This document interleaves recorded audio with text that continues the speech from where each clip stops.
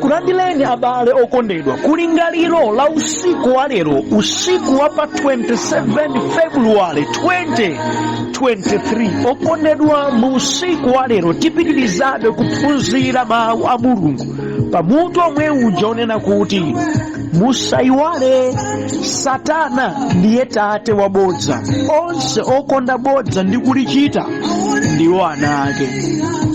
Usiku wa lero ndi phunziro namba 3 limene likuchokera pa Hosea 4 ndime yake iya namba 6.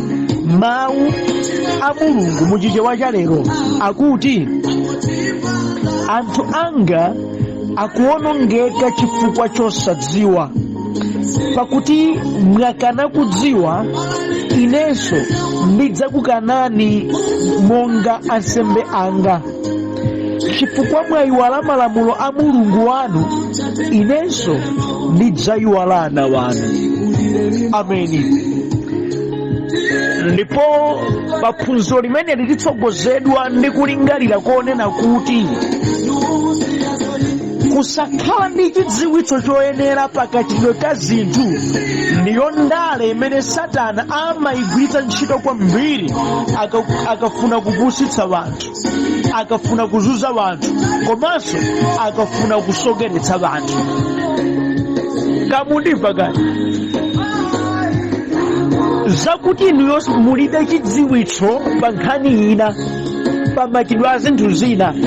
Kusadziwako ndi ndale ya mphamvu imene Satana amatha kuyigwiritsa ntchito kuti akwaniritse maganizo ake opusitsa munthu, ozunza munthu, komanso kumusokeretsa.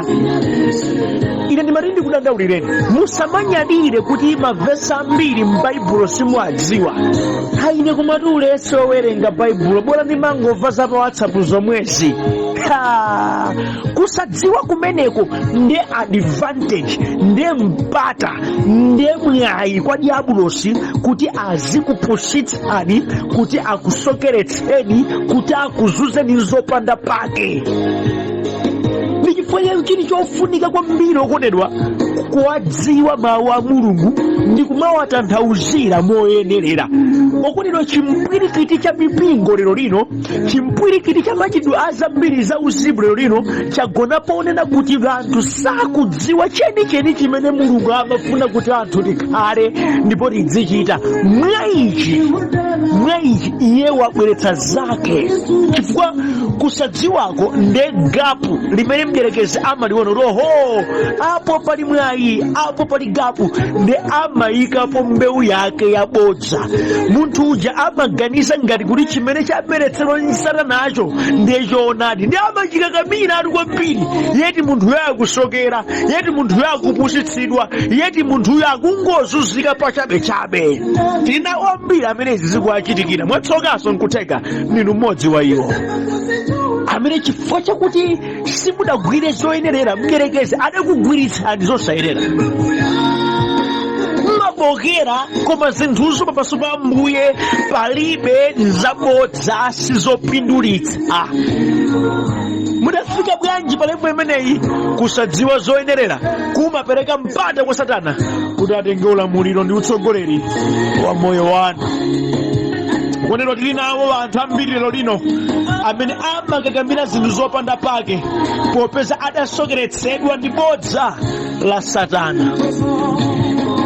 Zomvetsa chisoni ndithu.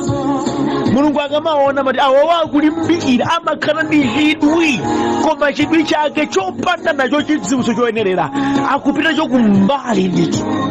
Kumakhala nawo makani pa zinthu zoti zabodza zosathandizanso. Azikazindikirani mgahena wa moto adagwira zopanda pake. Zidatheka bwanji zimenezi kupanda chidziwitso chawo choyenera pa zimene Mulungu afuna? Kudapereka mpata kuti Satana ayikepo zake zimene iwo amaziona ngati chilungamo zili zopanda pake. Kondedwa, zinthu zimene mukudziwa kuti zili ndi chilungamo ndipo ndizothandiza, langizo langa ndili muzizikakamira kwambiri zedi. Ameni. Kapeza anthu miko kamba choonadi chakumwamba, kakamirani kuphunzira kwa iyo. mukapeza kuti izi ndizothandiza ndipo ndiye chilungamo cha mawu a Mulungu, imani pa chimenecho. Mawu a Mulungu amene timawerenga ndichoonadi, khazikikani mchimenecho. Pempheroli ndezeni, ngakhale zingaonengati zachidaladala zachikalekale ndezeni, kakamirani.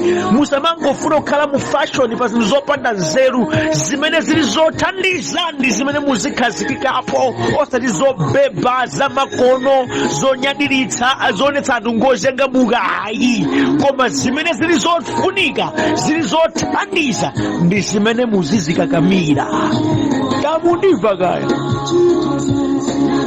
Mawu amene tawerenga ndi kudandaula kwa Mulungu, kuona kuti anthu akusokeretsedwa, anthu akufikapo mtaya Ambuyeyi, ayamba kutsata milungu ina, ayamba kuchita zinthu mwachisawawa. Kudandaula kwa Mulungu kukuti anthu anga aine olenga ndekha zeda akufika powonongeka chifukwa chakusadziwa. Chifukwa chakusadziwa. Mmene akufotokozera mmusimu zikuchita kuoneka kuti kusadziwa kumeneko kukubwera chifukwa cha chadaladala ndithu chakadaladala ndithu, kadaladala ndithu kachimngana kambwerera ndithu machidwe ake azinthu zina. Chifukwa kusadziwako kuli magawo angapo. Kukhoza kuchitika kuti munthu wakanizidwa kuti adziwe komabe zotsatira chimodzimodzi, kapenanso kuti wachita kusankha kuti izizi ngakhale zimathandiza ine ndiziponya miyala zikhala zopanda pake kwa ine. Zothekanso kudandaula kwa Ambuye. Andi mu mawu amenewa tiphunziramo zinthu zingapo zimene zitionetse kupweteka mphamvu ya kusadziwa kuti imakhala ndi zoononga zotani pa moyo wa munthu. Ameni. Choyambirira abale wanga ndi ichi: kusadziwa kumampanga munthu kuti asakhale chimene anafunika kuti akhale. Kamundipeza ka? Kusadziwa kumakupangitsa munthu kuti usakhale chimene unafunika kuti ukhale. Chifukwa nchani kuti chimakupangitsa kuti usakhale? Ni chifukwa kuti machitidwe ako azichita mosemphana ndi chokuyenerera. Tili nawo anthu amene sadzidziwa kuti iwowo ndofunikira, ndesakhala ngati anthu aulemu ndipo sapatsidwa ulemu, chifukwa khalidwe limene amakhala poti sakudziwa kuti ngofunikira ndi la wayawaya, la vwandavwanda, lopanda tsogolo. Kusadziwaku kwatengera kusasamala. Kusadziwaku kwatengera kuti azichita zina zimene sadafunika kuti achite. Kusadziwaku kwapangitsegulira khomo lakuti zina zimene sizidafunika zikhale mwa iwo zimakhala mwa iwo, popeza sakudziwa kuti iwo anafunika akhale apa. Ichichi chikhoza kuoneka chochipa, koma ndi chimene chikutiononga ngati wanthu. Munthu adalengedwa kukhala woyanjana ndi Ambuye.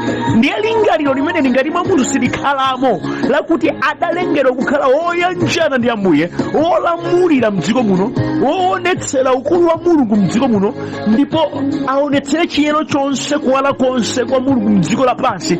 Ngati sadziwa munthu za chimenechi, mnyerekeza kuti hede mwa amene ipo tisakudziwa ndene nimpatsa kuti iwe kaya udalengedwa kuti uzichita izi, udalengedwa kuti tsono kumakhala kosavuta kuti munthu otere akhulupirire zimenezi.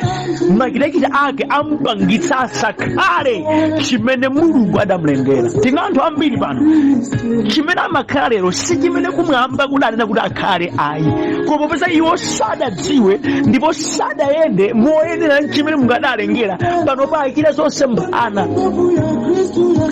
Munthu adapatsidwa zoti azikhala mdziko lapansi, azidya nazo zoti zikhoza kumpatsa moyo wabwino. Now ngati suzindikira kuti izi zimathandiza motere, apa zimathandiza motere, mabodza a Satana amathamanga kukupeza ndikukulozetsa kwina kumene kumakutengera kuchiwonongeko ndithu. That's why anthu ambiri sakukhala pa chimene anafuna kuti akhale, chifukwa choti kuti iwo sadadziwe. kusadziwako kwatsegula khomo la mdierekezi kuti abweretsepo mabodza. Abale wangeni matindi kuyenjezeni, iyi ndi nkhondo yachikhalire.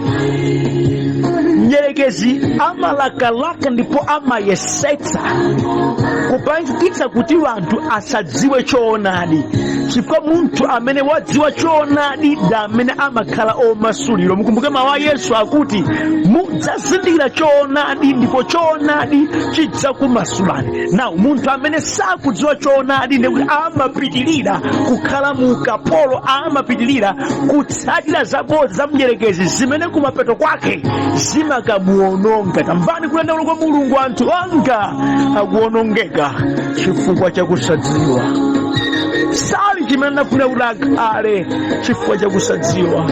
Kukhala kosavuta kukhulupirira Satana chifukwa chosadziwa. Wenanso posamudziwa alusana naye mpaka umachita mukubalira nkhosi Satana, umayenda naye Satana, umamlemekeza, umamugwadira, umamulambira, kumtenga ngati wabwino. Ndamva wena anena mawu ayi Satana akomako, Satana akomako. Okutidwa umafika pomunyadira mdierekezi osadziwa kuti ali ndulu yachabe. Kamba kosadziwa amaonongedwa. Amaonongedwa wanthu. Samalani. Mukaona kuti wanthu akukakamira kuti akhale ndi chidziwitso chofunikira, kufunsa zinthu kuti zikhale moyo, kufufuza kuti apeze choonadi, sikupusa, sikutaya nthawi. Nkhani nkuti munthu akusakasaka kuti apeze choonadi chimene chikhoza kummasula. Okondedwa, dziwani choonadi chapothera ndi Yesu Khristu wamoyo, amene akapezeka mwa munthu, amene akatsogolera moyo wa munthu umayenda nkuunikiridwa. Choonadi chapatali okondedwa ndi kupezeka kwa Mzimu Woyera mkati mwa moyo wanu, ndipo Mzimu akamakutsogolerani, moyo wanu ukamakhala wotsogozedwa ndi Iye, pamene tikhoza kuchita zonse mwakufuna kwake, popeza Iye ndi amene amasakasaka za pamtima pa Mulungu. Kamundimvetsa kani? Chachiwiri ndi chabwino okondedwa, malemba ali clear mdandaulo limene Mulungu akupereka, akuti anthu anga akuonongeka. Reason imene akupereka chifukwa cha kusadziwa. Ndiye kuti kusadziwa kuli ndi potential, kuli ndi kuthekera kowononga moyo wa munthu. Kusadziwa kuli ndi kuthekera kowononga moyo wa munthu.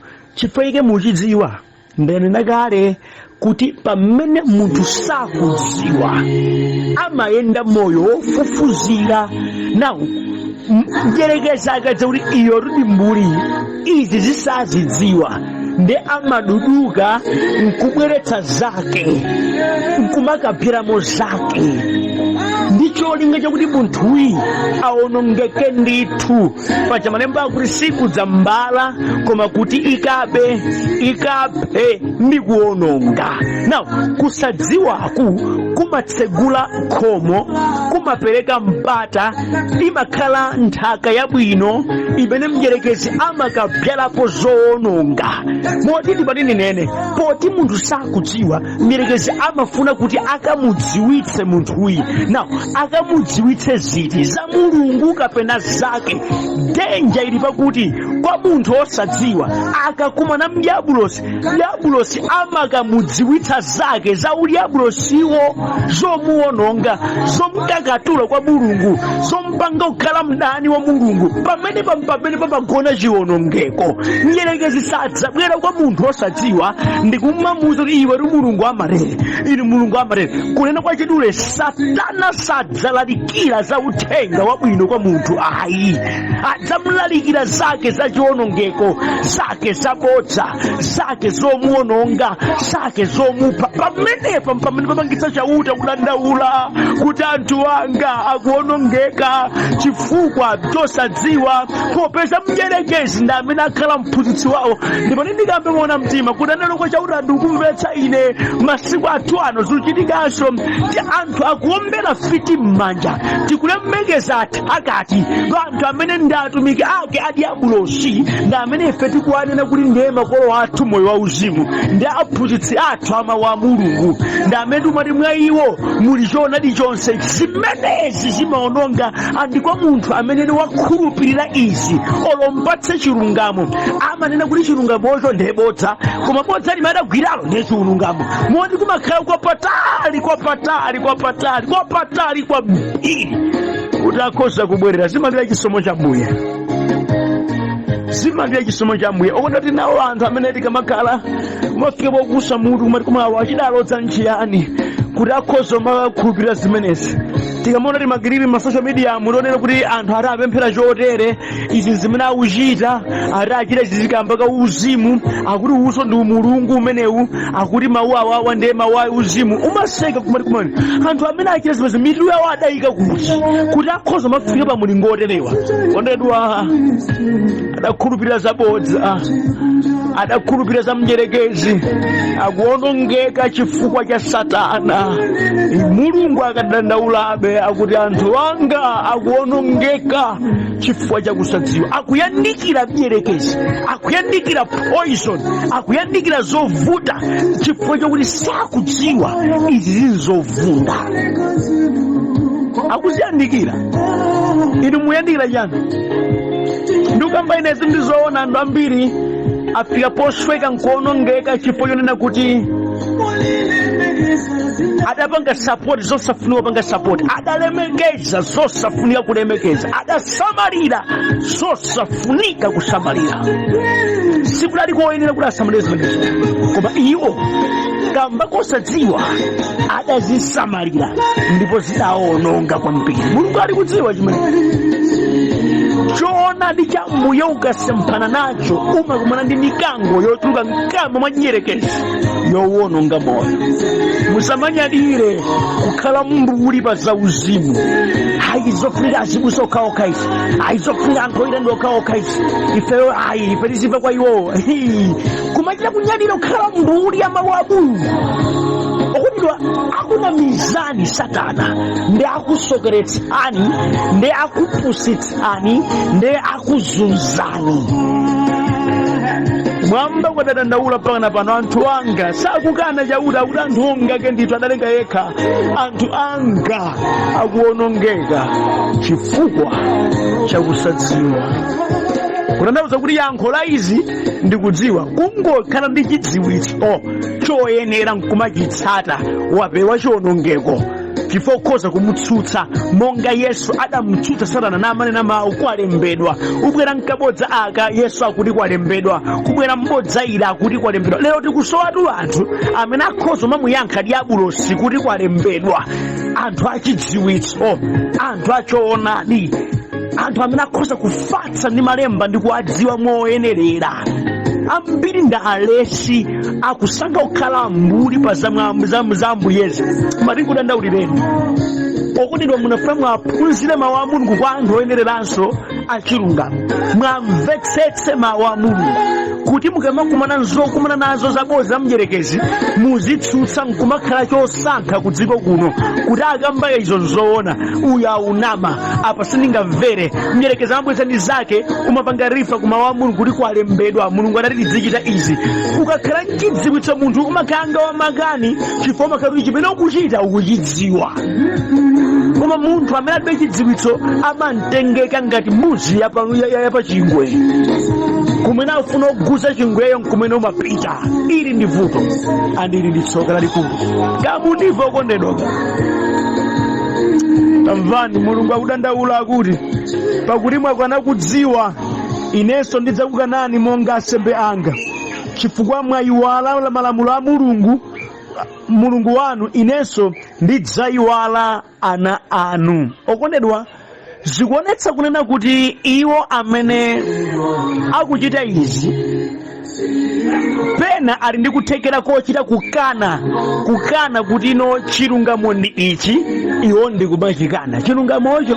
Andi masiku athu ano tikhoza kunena maona mtima kuti ndi zimene zikukonda kuchitika, kuti zinanga ndilili kunena nsongole zili pamodzi, ndisankha wekhatu koma ino zoti akamba awawazi ayi izizi lesanzabodza ndithu, koma mwina chifukwa zikulumikizana ndi zolakalaka za mtima wako umatsatirabe zimenezo. Wena kuti kusukuluyu amawikira choonadi koma chimawawa chifukwa chikusemphana chikuletsa zimene ndimachita. Na munthu umene wapanga choice ndisankhe ziti. Natamvani Mulungu akuti popeza mwakana kuti mudziwa inenso sindikutchani inuyo ansembe anga, ayi popeza mwayiwala malamulo anga inenso ndidzayiwala nawo. Kunena kuti Mulungu amafika povopera namati poti mundikana, poti zimuzikana zachoonadi zimukuchita mozikana, inenso sinkangotikana ndikuti mpaka nanene kuti ayi ndikakamizika kutenga mabodza anuwa kuti ndatenge ngati chilungamo. Fundo yanga ndi mundimvetsetse, Mulungu sadzapanikizika kutenga bodza nalisandutsa chilungamo chake ati poti afuna wanthu, ayi adzalolera kuti ngati ndi wanthu achoke mbodzalo koma iye asungebe chilungamo. Kaya atakhalapo anthu awiri mwa anthu mamiliyoni koma awiriwa nga chilungamo adzayimabe ndi anthu awiriwa nasiye mamiliyoni onsewa, sadzatengeka ndi chigulu. Masiku athu ano tikumayang'ana following amamutsata ndi anthu ambiri, chigulu chimatera. Ndimati nene chigulu chikhoza kusankhanso kutsatira zinthu zimene zili zabodza nzoononga, koma Mulungu adzayimabe pa chilungamo ndipo sadzapanikizika kupanga accommodate wanthu achabechabe otseza mdima ati pofuna kuti akhale mchigulu ye mbali yake. Ayika ngomphamvu zonse atafunanso lenga wena wanthu akhoza ononga Yosefe nkulenganso wena mu tsiku limodzi, nzotheka ndi Mulungu azatheka bwanji? Kamundimvetsetsa kani? Mulungu adzachitabe ndi ana wake achilungamo. Iwo amene asankhana kusamvera, asankha kutsatira zachabe, Mulungu adatsimikizika mtima kuti inuyo mukhabe akunja kufikira mutasinthika mtima nayamba kugonjera ndi kutsatira zimene iye mwini wakeyo akufuna. Apo sizitheka. Okondedwa, kulibe kuyanjira ndi Ambuye iwe utanyamula zako zamdyerekezi. Ayi, kuyanjira ndi Ambuye kudzatheka ngati iwe ugonjera zake za Mulungu ndi kutsatira zake za Mulungu. Apo ndi mumvana. Kupanda zimenezi palibe kumvana. Akutsindika inenso ndakukanani, sindivomera.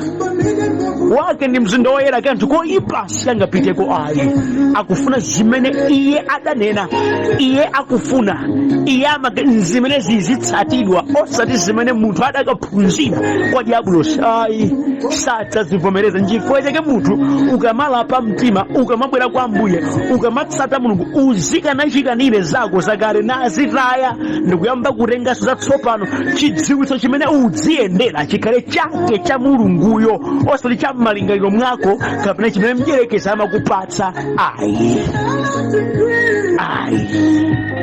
kamundimvetsa balokondedwa. Inu mumadzitchula kuti mapemphera koma mumatsatira za ndani? Mumatsatira za ndani? Chifukwa pali choopsa chikulu okondedwa cholingana ndi mawu amene ndanenawo, amene Mulungu akuti popeza inuyo mwakana kudziwa inenso ndakukanani kuti musakhale ansembe wanga. Popeza mwayiwala malamulo wanga inenso ndidzayiwala ana wanga. Ndewena Maria hayi ifebe ngakhale zachidzitso chake cha Mulungu tosiritsata tingomenya zalewa tizingozitchula tokha Khristu tidzionetsera za mphamvu za Mulungu namaganiza kuti Mulungu yapanikizika kuti popeza akusowa wanthu nde ife tikhala ake a Mulungu. Sidzatheka. Oterewa adzakhumudwa kutsogolo, akukanidwa, maso muligwa. Ndikukampanezi mundikhulupirire. Tikamananga mawu a Mulungu pa Mateyu chapter number 7 ndime yake ya 21, malemba akuti si munthu aliyense amene amanena kwa ine Ambuye Ambuye adzalowe mu ufumu wakumwamba, koma ndiye khayo amene amachita chifuniro cha Atate wanga amene ali kumwamba. Na sungachite munthu chifuniro ngati suchidziwa. Ndi point number 1, udziwe chifuniro cha Mulungu, ugonjere mu chifuniro cha Mulungucho pochichitadi. Otere iyeyi ndamene kumwamba akalowe. Tamvani verse number 2, ambiri adzati kwa ine pa tsikulo, Ambuye Ambuye, kodi sitinkanenera m'dzina lanu ndi m'dzina lanunso tinkatulutsa ziwanda ndi kuchita zodabwitsa zambiri? Mwaliona gulu lija longojoyina lili chidziwitso cha mdierekezi, lili machilachita mdierekezi, silidziwa Mulungu afuna chiyani, limakana chimene Mulungu afuna, koma latsiphatikabe pa dzina lomweli la Mulungu. Lumachita anthu nkumatiombera m'manja, nkumatilemekeza, nkumaoneka ngati kuti akukhoza, koma munthawi iyo adzawakana. Powakana iwo adzatiwa iwo Ambuye mukana ife tundaje timalalikira m'dzina lanu, timatulutsa m'dzina lanu, anthu ankatipatsa maraito la mphamvu akuluakulu m'dzina lanu. Tamvani kuyankha kwa Mulungu. Yesu akuti pamenepo ndidzawauza momveka bwino kuti sindinakudziweni inu, chokani kwa ine inu ochita zoyipa. Sindinakudziweni, mawowawa kwambiri. Sindimakudziwani, anga ogonjera ine ndimawadziwa. Inu mmachita zanu mosagonjera ine, moti mandivuta, manditchuladi zoona, koma osati monga mwa chidziwitso chimene ndapereka, osati mwa chifuniro changa. Tere chokani kwa ine. M'buku la ana wanga mayina ana anga inu anu palibe. Chopweteka. Mani bwanji ndikudandaulireni. Dziwani choonadi cha mawu a Mulungu ndi kuchitsata, musakafike pokando motene mudadzinamiza ku dziko kuno ngati ndinu alaliki, ngati ndinu anthu ogona, ngati ndinu anthu abwinobwino, ngati ndinu anthu atumiki, koma yeti ndinu achiphamaso mukutsatira zabodza za mdierekezi, ndinu akathala amambala anthu opanda pake. Musadzinamize chotero. Ndi kudandaulireni abale kuti Satana choonadi. Malemba akuti anthu onga kuonongeka chifukwa cha kusadziwa. Inu dziwani choonadi kuti mupewe kuonongeka. Malemba akuti mudzazina choonadi ndipo choonadi chidza kumasulani. Mukhala omasuka kuzochitika zambiri, muyenda ndi mdidi ku dziko kuno, muyenda moyenera, mukhazikika pa chilungamo ngati mukhala ndi choonadi. Lolani kuphunzira mawu a Mulungu kwa anthu oyenera achilungamo. Bwezi lanu likhale Baibulo kwambiri, mudziwe ukuna lilonse la Baibulo mulifike polidziwa inuyo. Lidache mulothenga wanji. Matanthauzo oyenera mawu a Mulungu mwadziwe. Kupemphera kwanu kukhale kwa chilungamo. Musapusitsike ndi zobwera za dziko lapansi. Ayi, kuli zambiri zabodza kuno zimene choonadi chake mudzachidziwa pa mawu a Mulungu. Khalani bwezi la Baibulo, phunzirani malemba, dziwani mtima wanu kudziwa choonadi chikumasulani, ndipo mukatero yakuvomera kukhala nsembe yake namakulozani, uyu ndiye mwana wanga okondedwa, mwa iyeyi ndimakondwera. Ambuye akuthandizeni kuchoka kumalingaliro omanyadira umbuli pa mawu a Mulungu, chifukwa limenelo ndiye khomo la mdierekezi. Zimenezo ndiye ndale za mdierekezi zokupyalani zabodza, zimene zikupusitsani, zikuzuzani, ndipo zisowetsa moyo wanu mtendere. Koma Mulungu wabwino akuthandizeni kuyenda mkuwala mchilungamo chake. Ambuye akudalitseni musiku lero. Amen.